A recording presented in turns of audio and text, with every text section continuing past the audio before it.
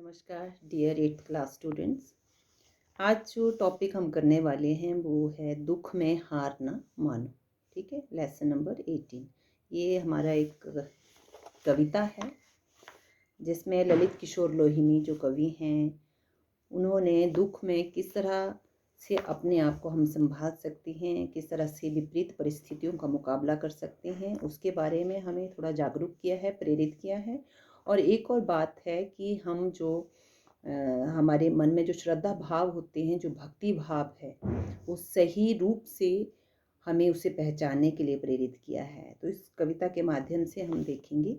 मैं थोड़ा सा आपको यहाँ एक्सप्लेन करके बताऊंगी। जैसे इसमें कवि ने कहा है कि मैं ढूंढता तुझे था जब कुंज और वन में, तू खोजता मुझे था तब दीन के सदन में।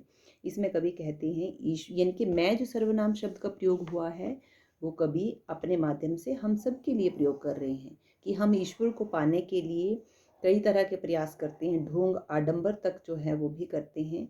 बाग बगीचों में, फूलों में, तरह तरह के जो है ईश्वर को लोभ देने का हम एक तरह से हम कह सकते हैं कोशिश करते हैं, लेकिन ईश्वर जो है हमारे कर्म में निहित है। यानी कि हमारा जो सदकर्म है वहाँ हमें ईश्वर की प्राप्ति होती है। इसीलिए हमें दीन दुखियों की मदद के लिए हमेशा तत्पर रहना चाहिए।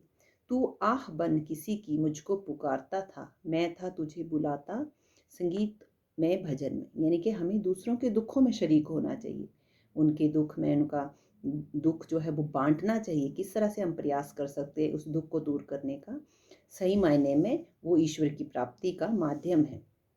जबकि हम लोग जो हैं संगीत गाकर, भजन गाकर, मंदिरों में जा जाकर ईश्वर को लुभाने का प्रयास करते हैं, तो यहाँ कवि कहते हैं कि ईश्वर के लिए वो सच्ची भक्ति नहीं। मैं तेरे लिए खड़ा था दुखियों के द्वार पर, मैं बाट जोहता था तेरी किसी चमन में। है ना, बाट होता है रास्ता, यानी कि ईश्वर हमारी तलाश कहाँ कर रहा है। यानी कि जो लोगों का भला करने वाले हैं उनके लिए ईश्वर कहाँ उन्हें ढूंढता है, दीन दुखियों के द्वार पर। यानी कि दीन दुखियों के लिए जो हम करते हैं वो सदकर्म जो हैं वो ईश्वर के लिए सराहनीय है। हमें भी ईश्वर को पाने के लिए इस माध्यम को अपनाना चाहिए, इस रास्ते को अपनाना चाहिए। अपने सदकर्म करिए, दूसरों की भलाई कीजिए, वहीं हमें ईश्वर की प्राप्ति होगी।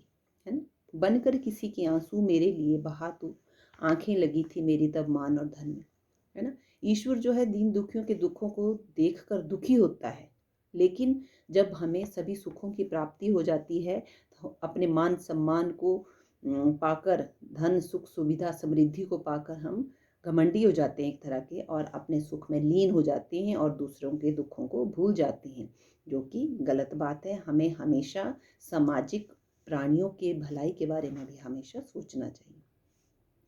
बाजी बजा बजा कर मैं था तुझे रिझाता, तब तू लगा हुआ था पतितों के संगठन में। पतित होते हैं यानी कि दीन दुखी, जिनमें हमेशा जिनको विपरीत परिस्थितियों का सामना करना पड़ता है और समाज में उनका स्थान जो है वो कहीं ना कहीं एक तरह का उन्हें इग्नोर किया जाता, हम कह सकते हैं, जिन्हें हम लोग, जिनका एक तरह से हम उनकी मतलब कि उनकी मदद करने में हम छूट जाते हैं, उनका सही स्थान देने में हम कहीं ना कहीं चूक कर जाते हैं। तो ईश्वर जो है उनको संगठित करने में, उनको यानी कि हौसला देने में लगा हुआ था। और हम ईश्वर को कहाँ ढूंढ रहे थे? अपने संगीत बजा बजा कर, बाजे बजा बजा कर और कई तरह के ढोंग आडंबर करके ईश्वर को पाने का प्रयास कर रहे थे, जो कि गलत है।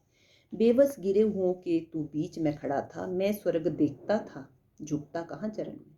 है ना, और जब हम सब कुछ प्राप्त कर लेते हैं तो हमारी आंखें, जो जिसको कहते हैं ना आंखें चढ़ जाना, एक तरह से ये मुहावरा है, तो ये बात यहाँ पे सार्थक हो रही है कि हम अपने सुख सुविधाओं के उपभोग में लग जाते हैं और हम किसी को क्या समस्या है उसे भूल बैठते हैं। दूसरी पंक्ति में देखिए, दुख में हार न मानूं, सुख में तुझे न भूलूं। यहाँ अब कविता में बताया गया है, कवि क्या यहाँ पे ईश्वर से प्रार्थना कर रहे हैं कि जीवन में दुख भी आते हैं, सुख दुख दोनों चीज़ें आती हैं, लेकिन सुख में कई बार हम ईश्वर को भूल जाते हैं। तो यही ये विनती कर रहे हैं कि इतना मुझे सामर्थ कर दे कि मैं तुम्हें दुख में भी याद करूं और सुख में भी याद करूं। ऐसा प्रभाव भर दे मेरे अधीर मन में। यानी कि जो हमारा चंचल मन है, व्याकुल मन है, वो धैर्यवान बने और सब दुखों को भी सहने की हम में शक्ति आ जाए। कठिनाइयों दुखों का इतिहास ही सुयश है,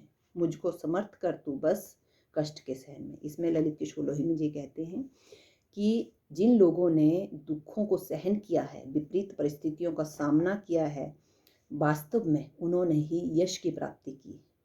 तो ईश्वर से हम यही प्रार्थना कर सकते हैं कि हमें भी उन विपरीत परिस्थितियों को सहने की शक्ति प्रदान करें और हम सार्थक राह को अपनाते हुए आगे बढ़ें और अपने साथ साथ पूरे समाज को लेकर, पूरे देश की भलाई को लेकर आगे बढ़ें और अपना सामाजिक गतिविधियों में, सामाजिक कार्यों में अपना योगदान दे सके। तो इसमें ये हमें समझाने की कोशिश की गई है ईश्वर को किस तरह से हम पा सकते हैं और दुख में अपने आप को किस तरह से हम सबल बना सकते हैं।